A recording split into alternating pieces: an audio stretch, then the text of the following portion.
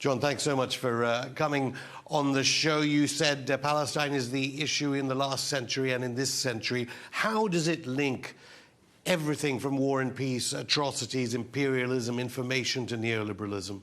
Well, Palestine is the centre of a great imperial act. I've made two films called Palestine is Still the Issue, 28 years apart. I may make another one. It'll be called Palestine is Still the Issue, because Palestine, unless we understand the atrocity being imposed on Palestine and the right of people to defend themselves, the right of people to resist against an external outside force, a force that it becomes more extreme by the moment, and I'm talking about Israel, then we'll never understand how the world works. There's been a whole attempt to make Hamas the central issue of the reporting, and that's nonsense, as if Hamas is a peculiar demon. In fact, Hamas and its military wing are part of a resistance that was provoked by the Israelis. The real demon in this is Israel, but it's not simply Israel. I mean, this is as much a British and American war against Palestine as it is an Israeli one.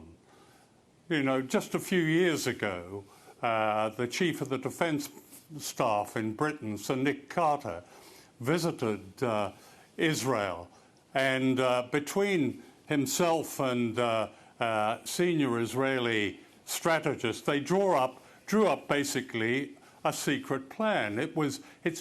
In March this year, they actually described it as a partnership, a military partnership between Israel and Britain. In fact, it goes much deeper than that. It's an integration of the two military forces, where you have Israelis being trained in ordnance design in Britain. Ordnance design as bombs, and British soldiers being trained with units that have been, as the IDF describes it, as Palestinian tested.